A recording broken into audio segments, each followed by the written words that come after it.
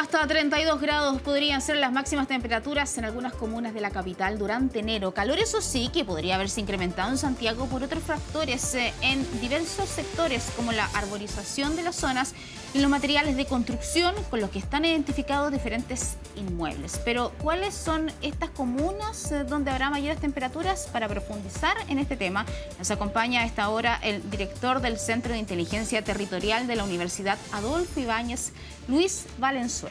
Luis, muchas gracias por conversar con nosotros esta mañana. Buenos días, Pamela. Feliz año. Feliz año también para usted, que sea un excelente 2025. Y bueno, lo hemos invitado temprano para poder conversar con esto que tiene preocupada a mucha gente, que tiene que ver con las altas temperaturas, pero es relevante el estudio porque habla de las diferencias de temperaturas que se pueden dar en distintas comunas de la región metropolitana. El sector oriente, podríamos decir, un poco más fresquito, pero otros mucho más caluroso. ¿Nos puede entregar algunos detalles de este estudio, de este mapa finalmente del calor de Santiago? Sí, claro. Este es un mapa en el cual se realiza a través de observación satelital, algo que se estaba también discutiendo recién en el reportaje, ¿no es cierto?, desde otra perspectiva. Y lo que se puede hacer desde las imágenes satelitales es medir los días más extremos de calor y frío en todo el territorio. Es un sistema de mapas que hoy día tenemos disponible para todo Chile. Lo que se está mostrando ahí en cámara es la región metropolitana, pero está hoy día mapeada las 16 regiones de Chile, en los cuales podemos detectar la diferencia entre los días de invierno más frío y los días de verano más caluroso. Esa diferencia de temperatura dentro de una ciudad como Santiago varía bastante, ¿no es cierto? Es decir, tenemos sectores de la ciudad en los cuales los días más calurosos, tal como tú lo decías, por efecto de cómo se ha ido dando y realizando su urbanización, que cuente con más árboles, tanto en el ámbito público como en el ámbito privado, que cuente con materiales de construcción de distinto tipo, que cuente con menos pavimentación, menos tierra, etcétera, permite una mejor temperanza, una mejor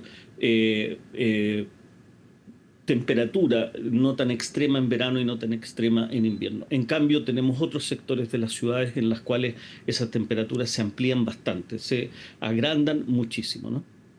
Bueno, tenemos, por ejemplo, lugares que salía ahí como Las Condes, Providencia, donde podríamos decir está en amarillo. El amarillo podríamos decir el más fresquito, mientras más naranjo rojo es donde hace más calor. Y claro, son las comunas, podríamos decir, más vulnerables las que se ven afectadas por este calor que está finalmente determinado por estos otros factores. Ejemplos tenemos a Renca, a Quilicura, a Conchalí. Ahí uno a simple vista ve diferencias, o sea, vemos las áreas verdes de un lado y vemos las áreas verdes del otro. La verdad es que es una diferencia abismal.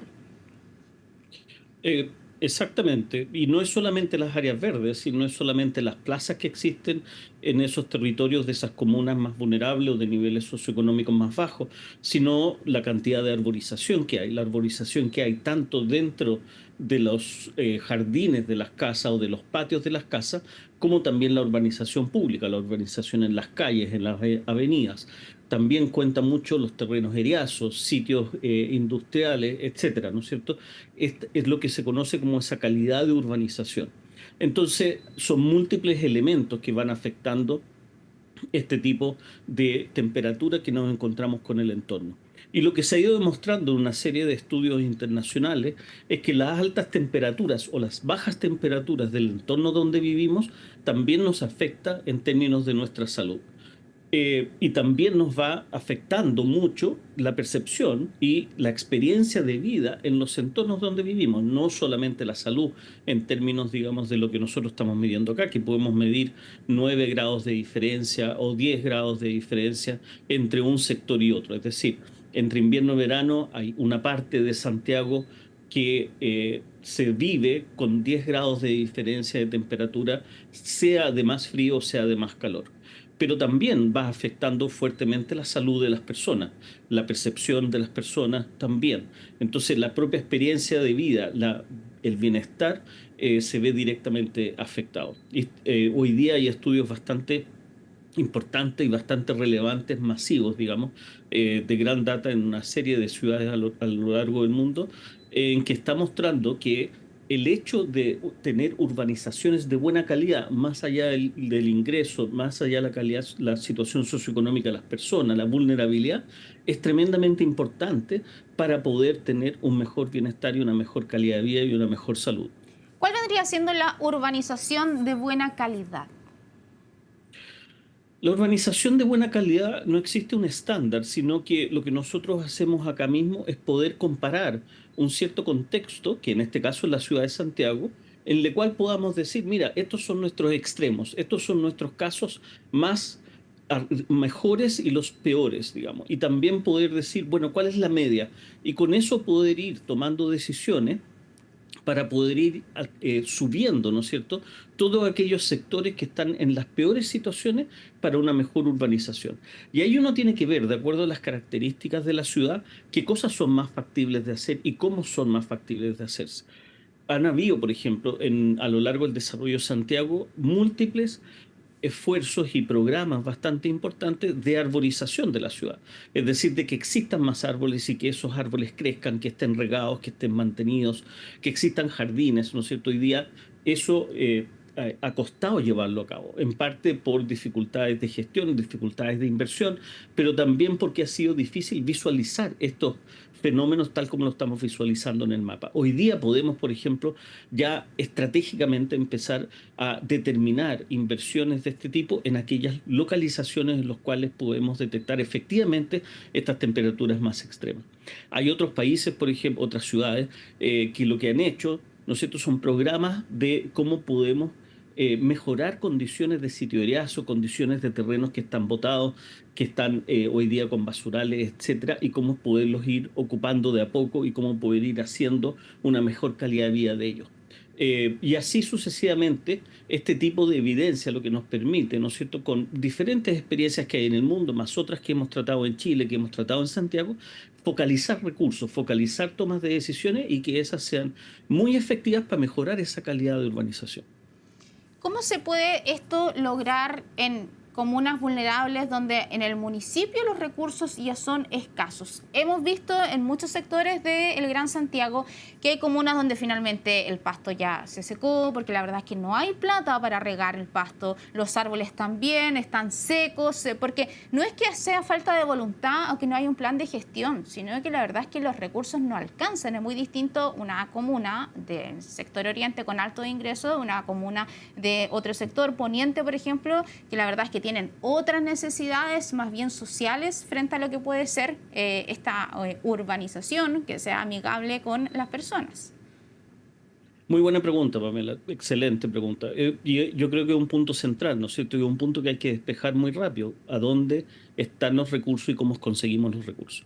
Y ahí hay dos vías que hay que atender a la misma vez. Por un lado, tenemos que tener claro que podemos construir un paisajismo y una urbanización de acuerdo al cambio climático y de acuerdo a las condiciones de accesibilidad hídrica que tenemos hoy día. Es decir, de cuánta agua disponemos y cómo disponemos de esa agua, ¿no es cierto? Es un recurso cada vez más escaso y tenemos que ser muy conscientes de ese uso. Entonces podemos en ese sentido también mejorar legislación que nos permita regar con aguas que son tratadas. Hoy día el 100% de las aguas servidas de Santiago, es decir, aguas usadas en nuestro alcantarillado, son tratadas, ¿no es cierto? Hoy día el 100% es tratado. Eso es un caso mundial, es decir, hay muy pocas ciudades que son capaces y han sido capaces de hacer eso. ¿Cómo podemos adecuar legislación para que podamos reutilizar esas aguas y usarlas para este tipo de riego?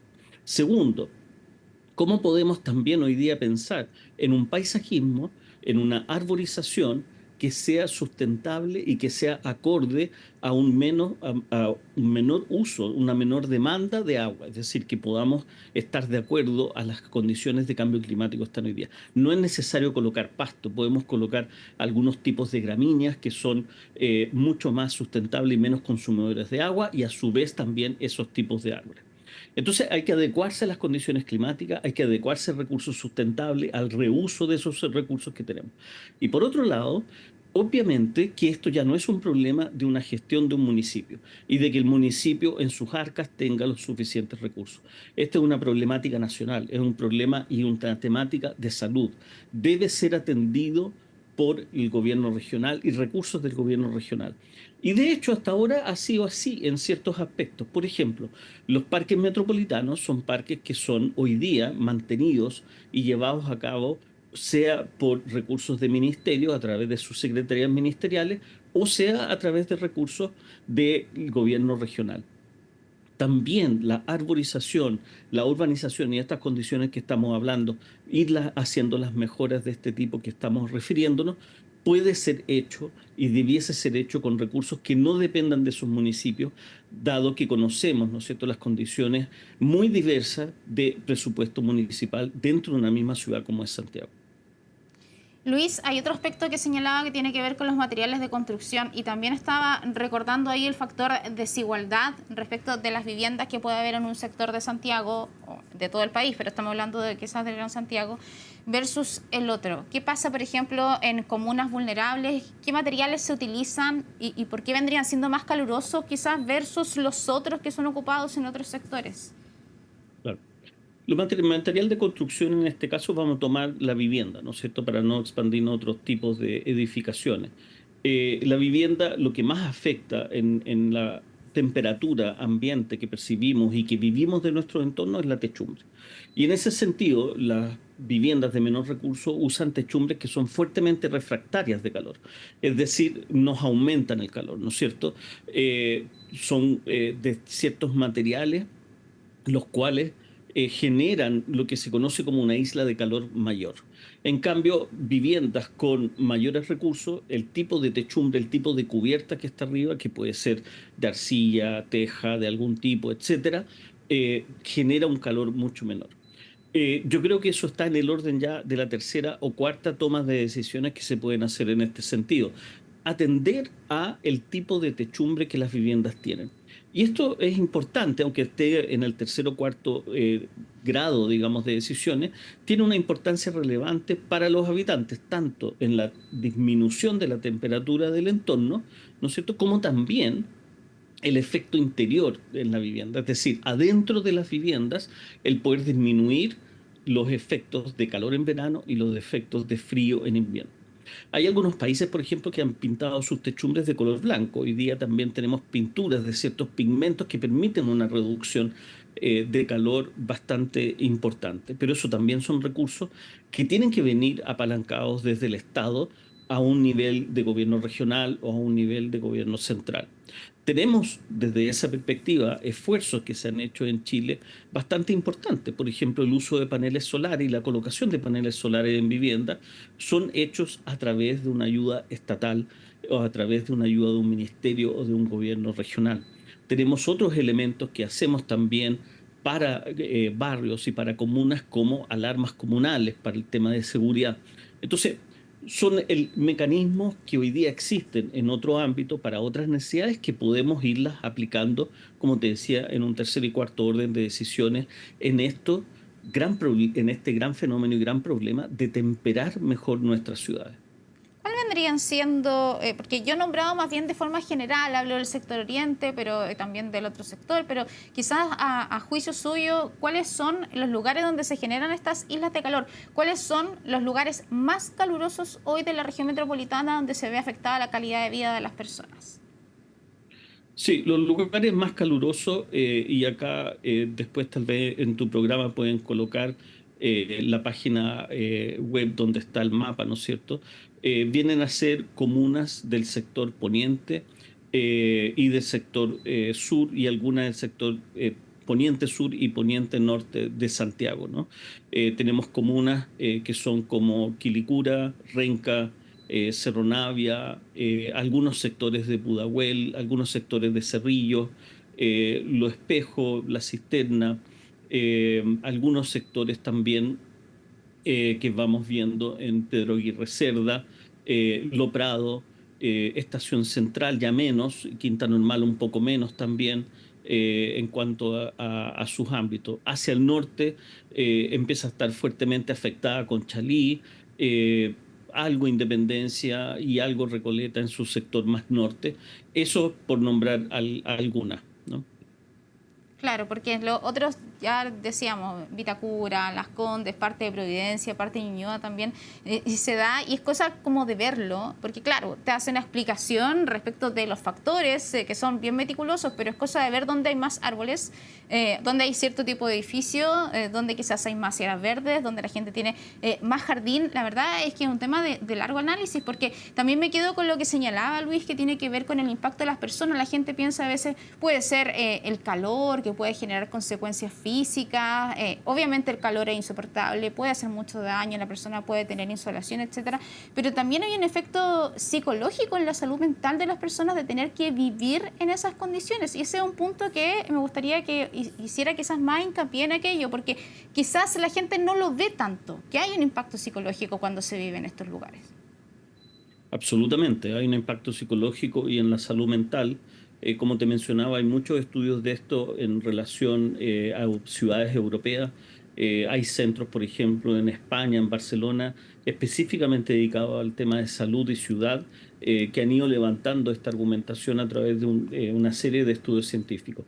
Podemos tomar cierta población que es más afectada, ¿no? Que tiene mayor impacto con este tema, que por ejemplo la tercera edad, ¿no es cierto? La vejez. Eh, la tercera edad, la vejez, es algo en los cuales todos somos muy susceptibles tanto a estas fluctuaciones de calor al interior de nuestra vivienda como en nuestro entorno, afuera de ella. Pasa a ser un medio muy agresivo en el cual se está viviendo, se tiene que vivir, hay que trasladarse, hay que ir a comprar, hay que ir a hacer trámites por diversas razones, ¿no es cierto? Sea por remedios, por ir a buscar recursos por las pensiones, ir a tener un acceso al banco, una atención bancaria o atención de salud, etcétera. Esos viajes, esas salidas, tanto en invierno como en verano, afectan tremendamente. Van eventualmente restringiendo la movilidad de las personas y por ende afectando su salud mental de una manera tremendamente grande. Hay otro sector de población que también es muy afectada, que puede ser las mujeres embarazadas y infantes recién nacidos, ¿no es cierto? Es otra área de estudio bastante importante en términos de salud, en términos de los años y los meses y las semanas y los días iniciales de vida de las personas. Pasa a ser también otro elemento tremendamente grande en el cual podemos imaginar lo agradable o desagradable, lo bueno o lo malo que puede ser tener un entorno, una ciudad en la cual hace extremadamente más calor y extremadamente más frío en las distintas situaciones.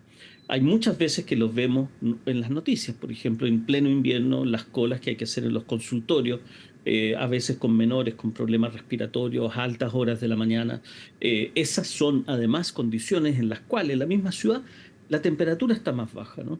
Entonces, sin duda alguna, podemos nombrar una serie de elementos, una serie de situaciones en las cuales la salud mental, pero también la salud física es fuertemente afectada porque el entorno se transforma en un entorno más agresivo, siendo que es la misma ciudad. Sí, es cierto. Luis Valenzuela, director del Centro de Inteligencia Territorial de la Universidad Adolfo Ibáñez. Muchas gracias por haber conversado con nosotros. Que esté muy bien, que tenga un lindo día. Igual a ti, Pamela, gracias por la invitación.